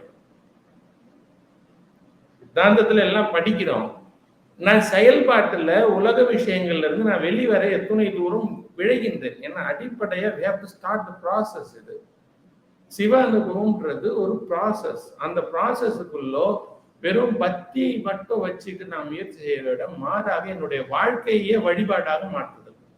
பல்வேறு நண்பர்களுக்கு நாம் பகிரக்கூடிய செய்தி, சிவ வழிபாடு என்பது காலையில் நான் ஏதோ செய்யக்கூடிய 1 மணி நேர கிரியை முறைமை கிடையாது. நான் இந்த 1 மணி நேரம் செய்யற வழிபாட்டினால எனக்கு அடுத்து என்னோட கான்சியஸ் ஸ்டேட்ல இருக்கக்கூடிய அத்துணை நேரத்தில் இந்த வழிபாடு கேரி ஓவர் ஆகும். என்னுடைய அன்பினுடைய இருப்புத்தன்மை என்னுள் நிலைநிறுத்தப்பட வேண்டும்.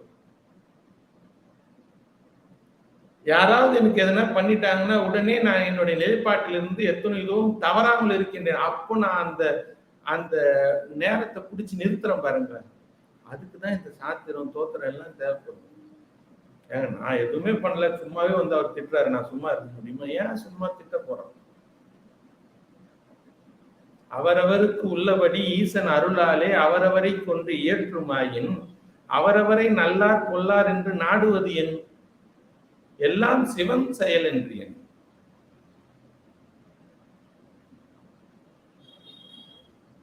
ஏன் அவனை போய் நல்லவன் கெட்டவன் நீ கொடுத்துட்ட? சும்மா வருமா துணு தனு, சும்மா வருமோ பிணி, சும்மா வருமோ சுகதுக்கம், எல்லாம் முன்னம் செய்த வினை கீடாய் என் பெருமான் தருவிப்பதென்றால் எய்தவனை நாடியிரு. இதை விடலாம் தெளிவா இவ்வளவு விஷயம் படிச்சுட்டோம். நான் என்னுடைய வாழ்க்கையில் நடக்கக்கூடிய அத்துணை விஷயங்களுக்கு ரியாக்ட் பண்றேன்னா நான் என்னத்துக்கு படிக்கணும்ன்றாங்க. முன்னை வினைவரின் முன்னுண்டை நீங்குவர் திருமூலர். முன்னை வினைவரின் முன்னுண்டை நீங்குவர். அப்பா இது என்னோடதுப்பா, விட்டுரு. இப்ப விட்டேன்னா நாளை பிடிக்கணும், இதேதான் வந்து பிடிக்க போகுது. என்ன பின்னை வினை காணார் பேர்ந்தரப்பார்கள் தன்னை அறிந்திடும் தத்துவ ஞானிகள் நன்மை இல்லாத ஐம்புலன் நாடாததினாலே. இதை நாம சொல்லணும்னா சொல்லிட்டே போக வேண்டியிருக்கும். இப்போ நாம குறிப்பிட்ட இந்த அத்துணை செய்திகளையும் வைத்து நாம் இன்னைக்கு காண இருக்கக்கூடிய அந்த பாடலை பார்க்க இருக்கின்றோம். என்ன பாடல்? இந்த 5 நிலை கூத்து நாம சொன்னோம் இல்லையா? இந்த 5 நிலை கூத்து என்னுடைய ஆதாரங்களின் வாயிலாக சென்று கொண்டிருக்கக்கூடிய என்னுடைய ஆற்றலை மேலே நிறுத்துதல் அப்படின்றதுதான் சிவ அனுபவத்தினுடைய அடிப்படை நிலை. இதான் சித்தம்பரம்னு சொல்றோம். இதான் வெளிநிலை, இதுதான் புழை, இதுதான் துறை, இதுதான் புருவப்பூட்டு, இதுதான் நடுத்தானம். இதுல பல்வேறு செய்திகள் இருக்கு. இதுல புருவ மத்திக்கும் புருவ பூட்டுக்கும் உண்டான வேறுபாடு இருக்கு. இது ஆசிரியர் எங்க வந்து நமக்கு வந்து வலதுகன் மத்தியை துறப்பாரு, இடதுகன் மத்தியை எப்படி துறப்பாங்க, இதுக்கெல்லாம் வந்து நமக்குள்ள அந்த விளைவு இருந்தாதான் சாமி ஆசிரியர் அனுப்புவார். யோகம் யோகம்ட்டு, அதாவது 8000 ஆண்டு யோகம் இருப்பினும் கண்ணார் அமுதினை கண்டறிவார். உள்நாடிக்குள்ளே உற்று நோக்கினால் கண்ணாடி போல கலந்திருந்தானே. எவ்வாறு நாம் கண்ணாடியின் முன்னும் சென்று நின்றால் என்னுடைய பிம்பமாகப்பட்டது கண்ணாடியில் கலந்திருக்கின்றதோ அவ்வாறே எனக்குள் கலந்திருக்கக்கூடிய என் பெருமான் என் முன் வந்து நிற்பார். அப்போ எவ்வாறு உற்று நோக்கணுன்ற இடம், உற்று நோக்கிற இடமே தெரியலையே. எதையாவது நாமளே கற்பித்துக் கொள்ளுதல். இதான் முன்னமே நாம் பதிந்த பதிவு என்னன்னு கேட்டீங்கன்னா, மனதின் விரிவையே வியாபகமாக கொள்ளுதல். இல்யூஷன். இது ஆயிடுத்து, இது ஆயிட்டு, நம்ம 2 வருஷம் ஆயிடுச்சு, சமயம் வாங்கி உடனே விசேடம் வாங்கிட்டோம் உடனே அடுத்து. நான் என்ன சொல்ல வரேன், அற்புதமா சக்கரவேல் செம்மாப்புன்ற நூல்ல பாம்பனார் பதிவு செய்திருப்பார். சைவத்தின் மகிமை என்ற பகுதியில அற்புதமான நூல். அதுல ஒரு செய்தி பகிர்ந்த, யார் சைவர் அப்படின்னு, திருநீர் அணிபவரா, அக்குமாலை அணிபவரா, எல்லாத்தையும் மறுத்து தீக்கை பெறுபவரா, சிவபூசி செய்வர், மறுத்து யாருதான்ப்பா வந்து சைவர்னு கடைசி அவர் கன்ஃபியூஸ் பண்ணா, யார் வீடு பேரு விழைகின்றாரோ அவரே செய்வார்.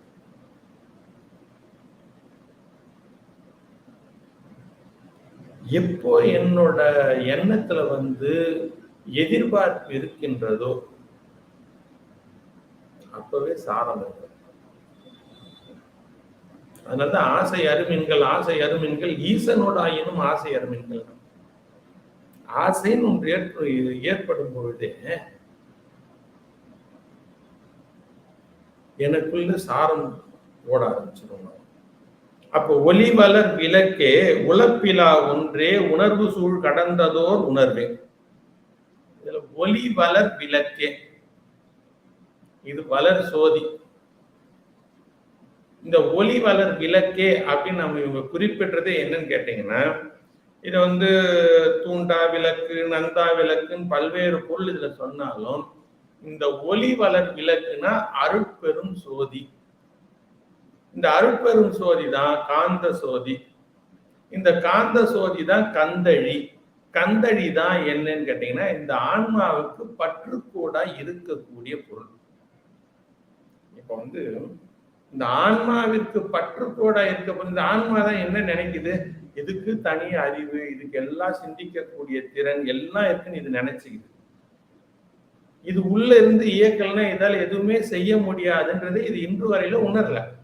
இதுக்கு நான் படிச்சுட்டேன், எல்லாத்தையும் பத்தி ஃபுல்லா படிச்சுட்டேன், எல்லாம் தெரிஞ்சிடுது அப்படி எந்த நிலைப்பாடு இதற்கு. இதுதான் சித்தியார்ல தெளிவா சாமி குறிப்பிடுவாங்க, அறியாமை அகற்றி அறிவு அகற்றி, அறிவால் அறிவதனை அறியாமல் அறிந்து புரியாமல் குறித்து அந்த கரணங்களோடு கூடாது வாடாது குழைத்து இருப்பேயாயின் பிரியாத சிவம் பிரிந்து தோன்றும், பிரபஞ்ச பேதமெல்லாம் தானாய் தோன்றும்.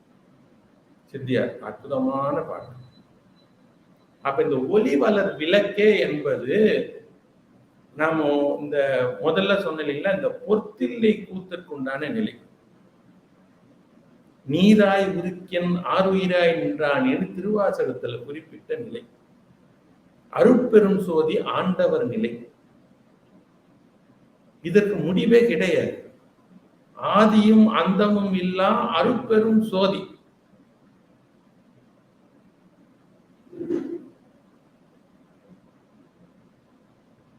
இது இது உருவகம், மெட்டஃபார். இது உள்ளே அதை நீங்க பார்த்தீங்கன்னா, சாமி அதமுக தரிசனத்துல தெளிவா குறிப்பிட்டிருப்பாங்க. எம்பெருமான் முறையோ என்று வம்பவிழ் வானோர் வழி சொல்ல, அம்பவலமேனி அருமுகன் போய் தம்பகை கொள்கின்றான் தற்பரன் தானே. திருமந்திரம். இல்ல எங்க ஐயா தத்துவ பேராசன் வைராயா ரொம்ப தெளிவா இதை குறிப்பிடுவாங்க. வீரசைவ பூசணி முறைமையில நாம் சென்று சென்று வழிபடக்கூடிய மூர்த்தம் சிவம், நான் தேடக்கூடிய சிவம், என்னை தேடி வந்த சிவம். இது என்னைக்கோ என்று நீ அன்று நான் என்னைக்கு ஆன்மா இருந்ததோ அன்னைக்கே அது உள்ள இருந்ததுன்ற, அது உள்ள இருந்தது. இதை எப்படியாவது மேல கொண்டு வரணும்னு இதற்கு வளர்ச்சி, இதற்கு வெளிச்சத்தை கொடுப்பதற்காக, ஒளியை கொடுப்பதற்காக அம்பவலமே நீ வந்துள் எம்முள் அமர்ந்திருக்கின்றது. அதை உணர்த்தல். அது சாமி சுட்டி காட்டுறாரு. ஒளி வளர் விளக்கே உழப்பிலா ஒன்றே. இதை விட மேம்பட்ட ஒரு பொருளை உன்னால பார்க்க முடியாது. உணர்வு சூழ் கடந்ததோர் உணர்வு. இப்ப நம்ம முதல்ல சொன்னோம் தெரியுங்களா, என்னை உள்ளும் புறமாயிருந்து இயக்கக்கூடிய பேருணர்வை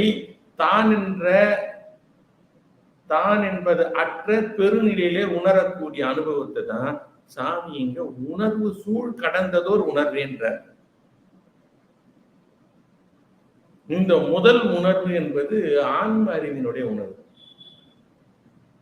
உணர்வு சூழ் கடந்ததோர் உணர்வே, மன்னிக்கணும், 1 மணி நேரத்துக்கு மேல போறதுன்னு நினைக்கிறேன், ஒரு 5 நிமிடத்துல கன்க்ளூட் பண்ண முயற்சிப்போம். தெளிவளர் பலங்கின் திரள் மணி குன்று. தெளிவளர் பளிங்கின் திரள் மணி குன்று. களிம்பருத்தான் எங்கள் கண்ணுதல் நந்தி, களிம்பருத்தான் அருட்கண் விழிப்பித்து, களிம்பணுகாத கதிரொலி காட்டி, பளிங்கிற் பவளம் பதித்தான் பதிய. பளிங்கிற் பவளம் பதித்தான் பதிய. இந்த ஆன்மா பளிங்கு நிலைக்கு வந்தால் பவளம் பதியும்.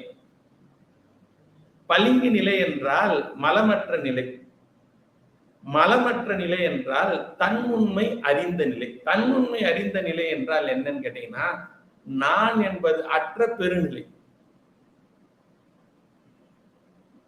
தெளி வளர் பளிங்கின், தெளி வளர் பளிங்கின், தெளிவு வளர்ந்த பளிங்கு என்றால் ஆன்ம அறிவு. அதுல திரளும் மணிக்குண்டு. அது எங்கேயும் வெளியிருந்து வரப்போறது இல்லை, உள்ள இருந்தே திரண்டு வந்த மணிக்குண்டு. இங்க திருத்தணி அனுபவம் நிறைய செய்தி வருது, நமக்கு நேரம் கடந்து போதே இருக்கு. இப்ப திருத்தணி அனுபவம் கண்ணாடி காட்சியா வள்ளல் பெருந்தகை காட்டியது, எல்லோரும் திருத்தணி முருகர் உருவத்தை உள்ள என் பொருள் இருக்கு, என் பெருமான் அருமுக பெருமான் அம்பவலமேனி உள்ள வந்து உட்கார்ந்து என்னை செயல்படுத்திட்டு இருக்கான். அவனை பார்க்க விடாம பண்றது இந்த உடம்போட செயல்பாடு, உலகத்தை சார்ந்த செயல்பாடு. முதல் திரை இது. அதுக்கு அடுத்து இந்த உடலை இயக்கக்கூடியது எதுன்னு தெரிஞ்சு உள்ள இருக்கக்கூடிய ஆன்மா. சரி, இந்த ஆன்மாவும் தான், இந்த ஆன்மா தான் இயக்குதானா? இந்த ஆன்மாவுக்கு இயக்கக்கூடிய நிலை இல்லை. இதை உணராததுன்னா இந்த ஆன்மாவால எல்லாம் முடியும் இதுவே நினைச்சுக்கிட்டு இருக்க நிலை, நான் என்பதை பெருசாக நினைக்கிற நிலை. இப்போ இந்த ஆன்மாவின் குற்றமாகிய தற்போதமும் இந்த ஆன்மாவை சூழ்ந்திருக்கக்கூடிய இந்த கோஷத்தின் குற்றமாகிய பற்றுதலும் போயிடுச்சுன்னா, இந்த ரெண்டு திரை விலகுச்சுன்னா, இந்த தேகம் என்ற திரையும் இந்த ஆன்மாவின் தற்போதம் என்ற திரையும் விலகிவிட்டால் கண்ணாடியில சிவம் தெரியும். கண்ணாடி என்பது கேட்டீங்கன்னா, கண்ணாடி டிரான்ஸ்பரன்சி தான் கண்ணாடி. அதுக்கும் பின்னாடி நம்ம கோட் பண்ணி நம்மளோட பிம்பத்தை ரிஃப்ளெக்ட் பண்றோன்றது வேற நிலை. பொதுவாக கண்ணாடியினுடைய இயல்பு டிரான்ஸ்பரன்சி. அப்ப கண்ணாடி காட்சி என்றால், நான் பார்த்தால், என்னுடைய ஆன்ம அறிவின் கண் கொண்டு பார்த்தால் இந்த உடல், இந்த உடலை கடந்து இந்த உயிர், இந்த உயிரில் இருக்கக்கூடிய குற்றம் விலகிட்டால் உயிரில் உள்ள இருக்கக்கூடிய பொருள் தெரியணும். என் அறிவுக்கு உள்ள இருக்க என் அம்பாலமேனி தெரிஞ்சிடுச்சுன்னா முடிஞ்சு போச்சு. இதுக்கு தேக குற்றமும் இல்லை, ஆன்ம குற்றமும் இல்லை.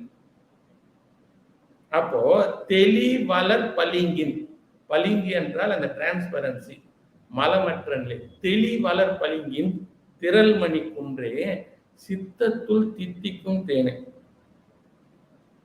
இதான் சித்தம் அழகியான்னு நம்ம முன்னமே அடியார் நிலையில அவத்தை நிலையிலே ஒப்பிட்டு பேசணும். பிராணனும் புருடனும் மட்டும் இருக்கு. அடியார் அடியார்னு ரொம்ப நம்ம எளிமையா சொல்றோம். அடியார் என்பது அத்தனை எளிமையான இல்லை. அடியாராக விழைகின்றோம் என்றால் ஒன்னா சொல்ல முடியும். அடியார் என்று சொல்லக்கூடிய பக்குவ நிலை மிக தூரத்தில் இருக்கின்றது. பெருமையால் தம்மை ஒப்பார், பேணலால் எம்மை பெற்றார். இருமையும் கடந்து இருமையின் ஒருமை உணர்ந்தவர். ஓட்டையும் பொன்னையும் ஒக்கவே நோக்குவர், கூடும் அன்பினில் கும்பிடுகிறேன் என்று வீடும் என்றார் விரலி. அந்த நிலை எங்க? நாம் எங்க? அந்த நிலையில் சித்தத்தை சிவன்பாலை வைத்தவருடைய நிலைப்பாடு அதுதான். மலமற்ற தன்மை அறிந்த நிலையிலே குறிப்பிடக்கூடிய செய்தி, சித்தத்துள் தித்திக்கும் தேனே அலிவளர் உள்ளத்து ஆனந்த கனி. அலிவளர் உள்ளத்து ஆனந்த கனியில அவ்வளவு செய்தி இருக்கு. வெளியில் வெளி போய் விரவியவாறும், ஒளியில் ஒளி போய் ஒடுங்கியவாறும், அலியில் அலி போய் அடங்கியவாறும் தெளியும் அவரே சிவசித்தர் தாமி. உபதேசம், திருமூலர் உபதேசம். அப்போ அலிவளர் உள்ளத்து ஆனந்த கனி. ஆனந்த கனி என்றால் இன்பத்தை, தலைமை அனுபவமாகிய இன்பத்தை குறிப்பு, வரம்பிலா இன்பம். அதான் ஆனந்த கனி. அது அலிவளர் உள்ளத்தில் ஏற்படும். அலி என்றால் கருணை, அன்பு அருடன் சேர்ந்து கருணை தயவு வயப்பட்டு மென்பதம் ஆக ஆக இதற்கு அந்த வரம்பிலா ஆனந்தம் இந்த ஆன்மாவிற்கு கிடைக்கும். இப்போ சிவம் சிவன் நம்ம முதல்ல சொன்ன அந்த அத்துணை பொருளையும் ஒளிவளர் விளக்கு, உலப்பிலா ஒன்று, உணர்வு சூழ் கடந்ததோர் உணர்வு, தெளிவளர் பளிங்கு, திரள்மணி குன்று, சித்தத்துள் தித்திக்கும் தேனே, அலிவளர் உள்ளத்து ஆனந்த கனி. இது எல்லாம் சொன்னது எங்க ஏற்படுது? ஏன் உடல்லையே ஏற்படுகின்றது. சிவ அனுபவம் என்பது புறத்தே காண்பதற்குண்டானது அல்ல, என் உள்ளே எனக்கு உள்ளும் புறமுமாய் இருந்து இயக்கக்கூடிய என் பெருமானை உணர்தல். அம்பலம் ஆடும் அரங்காக. அம்பரம் என்றால் ஆகாயம், ஆடும் அரங்கு இது. அம்பலம் ஆடரங்காக வெளி வளர் தெய்வ கூத்துகந்தாயே.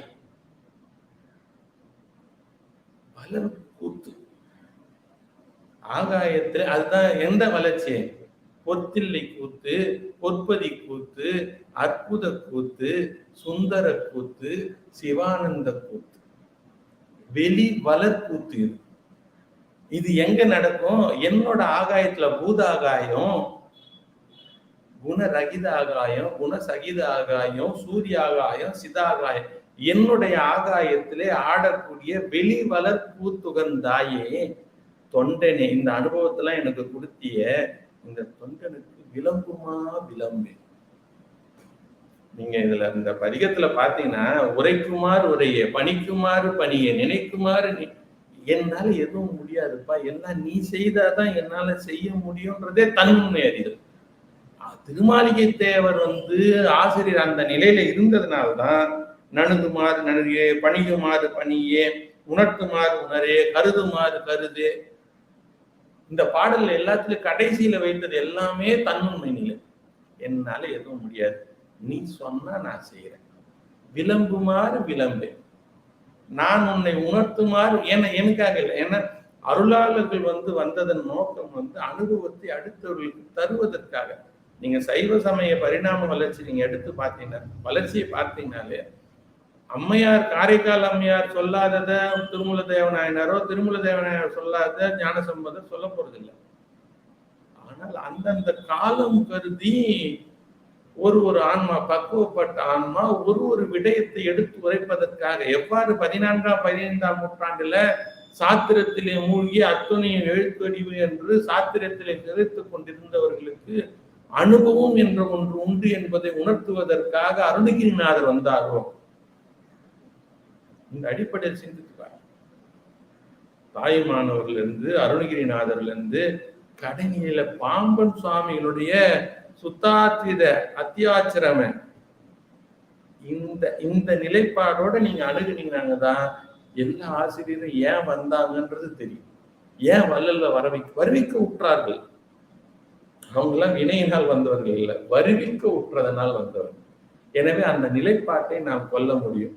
அந்த திருமாளிகை தேவையினர் தெளிவா குறிப்பிட்டார், எனக்கு விளம்புமா, நான் உன்னை பத்தி நான் அடைந்தது, நான் உன்னை உரைக்குமாறு நீயே உரை. இது நீங்க கந்தர் அனுபூதியிலும் பார்க்கும் பொழுது தெளிவா சாமி குறிப்பிட்டிருப்பார். சொல்லாய் முருகா சுரபூபதி என்பவர், எல்லாம் வரை என்னை இழந்த நலம் சொல்லாய் முருகா. நான் எல்லாம் என்னை விட்டுட்டு இழந்து நிக்கிறப்ப என்னால எதுவும் சொல்ல முடியாது, நீயே சொல்லுன்ற. உல்லாச நிராகுல யோகமித சல்லாப வினோதனும் நீ அலையோ. இப்ப நீங்க எல்லா ஆசிரியரோட நிலைப்பாடு என்னன்னு கேட்டீங்கன்னா, நீ சொல்லு, எனக்கு தெரியாது, என் மூலமாக நீ என்ன செய்தி சொல்லணுமோ அதை சொல்லிட்டு அவ்வளவுதான். அதுதான் இங்க சாமி சொல்றாரு, தொண்டனின் விளம்புமாறு விளம்பு, நீயே சொல்லுப்பா, நான் ஜஸ்ட் ஒரு மீடியமா இருந்துக்கிறேன். மீடியமா இருந்துக்கிறேன்றதே தப்பு, இது மீடியம் தான். எங்க ஆசிரியர் நம்ம வைத்தியநாதன் ஐயா ரொம்ப தெளிவா குறிப்பிடுவாங்க, இதை just we are an animated மைக்னு சொல்லுவாங்க, அவ்வளவுதான். சாமி என்ன உணர்த்துறாரோ அந்த செய்தியை சொல்றோம். அந்த வகையிலே இந்த ஒளிவளர் விளக்கிலே இன்னும் நிறைய செய்திகள் நாம் சிந்திக்க வேண்டியிருக்கின்றது. காலம் கடந்து விட்டபடியால் நாம் இத்துடன் இந்த பகுதியை நிறைவு செய்கின்றோம். இத்துணைக்கும் நம்மை ஆற்றுப்படுத்தி நெறிப்படுத்திய குருவர்களுக்கும் திருவர்களுக்கும் நன்றி பாராட்டி அமைகின்றோம். நன்றி, வணக்கம். திருச்சிற்றம்பலம். தென்னாடுடைய சிவனே போற்றி, எந்நாட்டவர்க்கும் இறைவா போற்றி. வெற்றிவேல் முருகனுக்கு அரகர அரகர.